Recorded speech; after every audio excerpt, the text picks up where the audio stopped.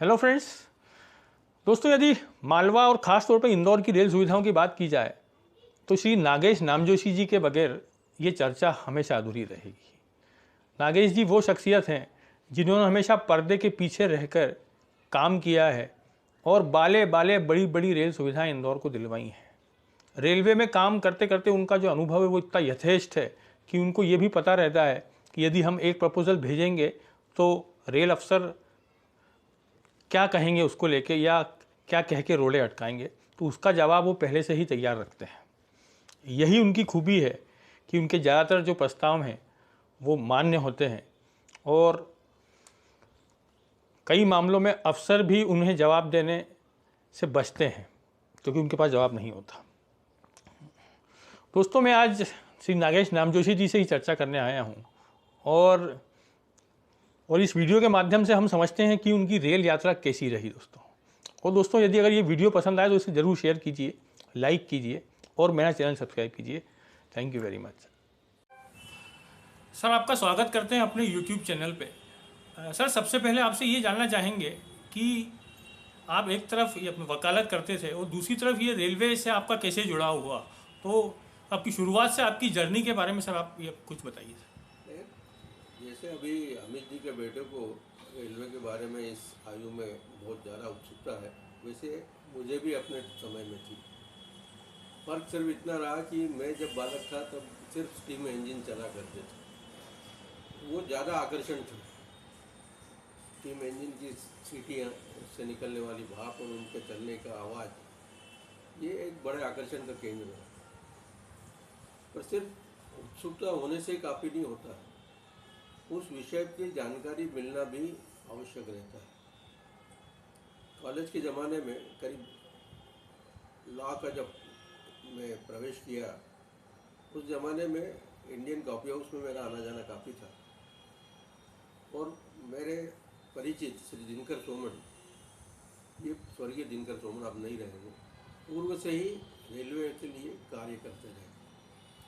तो उनके साथ बैठक में धीरे धीरे उनसे मार्गदर्शन प्राप्त करता रहा और आगे फिर मेरी काम करने की गति बढ़ती है। उसके बाद मेरा परिचय हुआ श्री राघव चंद जी भंडारी जी से, जो उस समय मिल ओनर्स एसोसिएशन के सचिव थे और रेलवे की दोनों कमेटीज और मंडल रेलवे कमेटीज में सदस्य रहे। उनसे मैंने एक महत्वपूर्ण चीज़ सीखी, यदि आपको रेल अधिकारियों से काम कराना हो तो आपका अप्रोच क्या होना चाहिए, और वो मेरे को आज भी उपयोग में आ रही है। प्रीतमलाल जी दुआ, विमल झांझरी, फिर इनसे संपर्क बढ़ता गया और काफ़ी कुछ कार्य शहर में के लिए कर पाया। ताई के सांसद बनने के बाद मैं पूर्व से ही श्री महाजन साहब के साथ वकालत का कार्य कर रहा था और ताई के सांसद बनने के साथ मैं उनसे जुड़ा और तब से आज तक ताई के लिए मैं कार्य करता रहा। उसका फ़ायदा ये रहा कि ताई उस विषय में खुद रुचि लेती थी। ऐसा नहीं था कि मैं कुछ कहता और वो हाँ सही करके निकल जाती। वो उस विषय को समझती, मंत्री के सामने फिर उनको बोलने के लिए कभी दिक्कत नहीं हुई। ये सबसे महत्वपूर्ण चीज़ थी जिससे शहर को बहुत फ़ायदा हुआ। सर, आपका ये बर्थ आप मतलब ये अपने कितने वर्ष के हैं और सर रेलवे से जुड़ाव के कितने वर्ष हो गए सर आप? मैं इस समय 74 वर्ष पूरे कर रहा हूँ जी सर। और करीब 72 से मैं रेलवे की से जुड़ा रहा, जो आज तक अभी भी अब कम कर रहा हूँ और आज तक मैं अभी भी जुड़ा हूँ। सर, अभी रेलवे में आप अभी वर्तमान समय में सबसे बड़ी चुनौती सर आप किसे मानते हैं, अभी क्या है? रेलवे एज सच, रेलवे की क्षमता बहुत कुछ करने की है, उसमें दो राय नहीं हो सकती। पर मूल मुद्दा आता है कि अधिकारियों की रुचि इस विषय में। होता क्या है कि अधिकारी एक पोस्ट पर 2.5 साल के लिए आता है किसी जगह पर, 2.5 साल बाद उसकी वहाँ से ट्रांसफ़र हो जाती है। ऐसे में वो बहुत ज़्यादा अपना खुद उस विषय में इंटरेस्ट लेने की रुचि कम रखता है। 2.5 साल निकालना है मुझे, मैं अपने सर पर क्यों लूँ, ये मानसिकता लेके बैठे अधिकारी बैठेंगे तो रेलवे में काम नहीं हो पाता। और कुछ एक्सेप्शनल अधिकारी ऐसे भी रहे जिन्होंने अपने समय में स्थानीय अपने आप को समझ के उस विषय में पूरी रुचि ली और उसको आगे बढ़ाया, जिसका फ़ायदा शहर को मिल रहा है। इसमें एक उदाहरण देना चाहूँगा। बिल्कुल प्रारंभिक दिनों में श्री अवतार सिंह गिल वाणिज्य प्रबंधक रहे रतलाम में। उस वक्त सीनियर डीसीएम की पोस्ट नहीं थी। यहाँ से साबरमती एक्सप्रेस के लिए इंदौर से फैज़ाबाद और अहमदाबाद के लिए कोचेस लगते थे। फैज़ाबाद के स्लीपर कोच में, इंदौर के कोच में झांसी को कोटा दिया गया था, जबकि झांसी को मुख्य गाड़ी में भी कोटा था और इंदौर के यात्रियों को वेटिंग लिस्ट में रहना पड़ता था। वो ऐसा समय था न तो मैं किसी कमेटी का सदस्य था, न ताई सांसद बनी थी, पर उन्होंने हमारे सही के व्यक्तियों को भी महत्व देते हुए हमसे समझा और एक अधिकारी को झांसी मंडल में भेजकर झांसी मंडल से स्वीकृति प्राप्त की और झांसी मंडल का कोटा इंदौर के लिए रिलीज करवा दिया। ये अधिकारी की रुचि का सवाल रहता है कि वो अपने विषय में कितनी रुचि लेता है। सर ये रेलवे में सर आप कौन कौन सी कमेटियों में सर रहे और वहाँ का अनुभव कैसा रहा सर? मैं रेलवे की करीब हर कमेटी में रहा, नेशनल कमेटी को छोड़ के। स्टेशन की कमेटी में रहा, मंडल की कमेटी में रहा, जोनल कमेटी में मैं लगातार 25 साल रहा और फिर दाई के कारण रेलवे बोर्ड की पैसेंजर अमेंडमेंट्स के यात्री सुविधा समिति में भी मैं 2 साल के लिए रहा।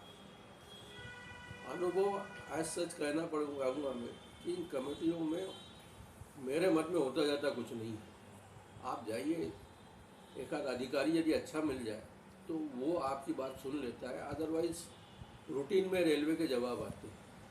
इसका भी एक उदाहरण देना चाहूँगा। मैं रतलाम मंडल की एक कमेटी की मीटिंग के लिए गया था। उसके पहले किसी काम से मैं मंडल कार्यालय में था और वहाँ हमारे द्वारा भेजे हुए जो पॉइंट्स थे उसके जवाब बनाए जा रहे थे। तो उनको अंदाज नहीं था कि मैं कमेटी का मेंबर हूँ। मेरे सामने वो जवाबों की कार्रवाई चल रही थी तो एक अधिकारी ने कहा कि इस पर लिख दो कि ये संभव नहीं है करके। इस तरह से कैजुअली जवाब दिए जाते हैं। आज भी उसको सीरियसली नहीं लिया जाता। तो वैसी उपयोगिता कुछ नहीं है, परंतु ये होता है कि अधिकारी से आप व्यक्तिगत संपर्क वहाँ कर सकते हैं। सभी अधिकारी उपस्थित रहते हैं तो आप अपना व्यक्तिगत संपर्क बना के आपके शहर के लिए कुछ करने का प्रयास कर सकते हैं। सर जो कमेटी सदस्य हैं तो ये उनके लिए भी तो ज़रूरी है कि यदि अगर वो किसी कमेटी में जुड़े हैं तो कम से कम उस विषय की स्टडी तो करके जाएं, ताकि कोई भी अधिकारी उन्हें ये चलता नहीं कर पाए या फिर घुमा फिरा नहीं सके। सामान्यतः ये कोई करता नहीं है। बहुत एक्सेप्शनल केसेस में लोग अपने विषय का पूरी तैयारी के साथ आते हैं और अधिकारी लोग इतने आसानी से उनको टाल देते हैं। इसका भी एक उदाहरण देना चाहूँगा मैं कि मैंने एक सुझाव दिया था कि इंदौर पूना गाड़ी को वसई में खड़ी करके अवंतिका को निकाला जाता है और अवंतिका के हॉर्स पूना गाड़ी से ज़्यादा होने के कारण पूना गाड़ी फिर पीछे चलती रहती धीरे धीरे। तो क्यों ना पूना गाड़ी को पहले निकाल दिया जाए और अवंतिका अपने टाइम से निकले, जिससे पूना गाड़ी नॉनस्टॉप कई जगह निकल जाती है, उससे इंदौर जल्दी पहुँचेगा। तो उस वक्त के CPDM थे, उन्होंने जोनल कमेटी में ये उत्तर दिया कि ये गाड़ी पूना से चलती है तो इसका टाइम बदलने का काम पूना का है। किस्मत से मैं पूरी तैयारी से था तो मैंने उनसे सिर्फ एक सवाल पूछा कि यदि सेंट्रल रेलवे इस गाड़ी को वसई रोड पर आधा घंटा पहले लाए तो क्या आप वसई रोड पर आधा घंटे पहले इस गाड़ी को लेने के लिए तैयार है क्या? क्या आपके पास वसई रोड पर इसका प्लेटफॉर्म उपलब्ध है? समय सारिणी के मूल सिद्धांत ये है कि जब इंट्रा रेलवे टाइम टेबल बनता है तब तो जहाँ से गाड़ी शुरू होती है वो अपना टाइम टेबल तय कर सकता है, और जब इंटर रेलवे में जाता है तो अलग अलग जोन्स में जाने वाली गाड़ियों को दोनों जोन के समन्वय से टाइम तैयार। यदि मैं ये सवाल उनसे नहीं करता तो वो आसानी से टाल गए थे। इसी गाड़ी के लिए दूसरा सवाल ये था कि इस गाड़ी की गति के लिए तो उन्होंने कहा नहीं मिस्टर नामजोशी, ये गाड़ी एक पर्टिकुलर टाइप ऑफ इंजन से चलती है तो राजधानी और अवंतिका एक पर्टिकुलर टाइप ऑफ इंजन से चलती है जिनकी स्पीड गति ज़्यादा है। मैंने उनसे फिर दोबारा सवाल पूछा कि यदि गति ज़्यादा है तो इंजन की गति ज़्यादा हो सकती है, पर सेक्शन की परमिसिबल स्पीड दी जाती है कि इस सेक्शन में गाड़ी इस गति पर चल सकती है, इससे ज़्यादा नहीं। तो क्या ऐसी कोई गति लिमिट है जो पूना गाड़ी के लिए लागू होती है और निज़ामुद्दीन राजधानी अथवा अवंतिका के लिए लागू नहीं हो? तो उसका उत्तर नहीं दे पाए। तो यदि आप तैयारी से जाएंगे तो अधिकारियों को भी 10 बार सोचना पड़ता है। आप सर आगे भी सर आपसे जो इंदौर से जो शुरू होने वाली नई ट्रेनों की क्या क्या रोचक कहानियाँ रही और कैसा कैसा संघर्ष करना पड़ा, सर इस बारे में आपसे मार्गदर्शन लेते रहेंगे। सर आपने हमें वक्त दिया उसके लिए शुक्रिया।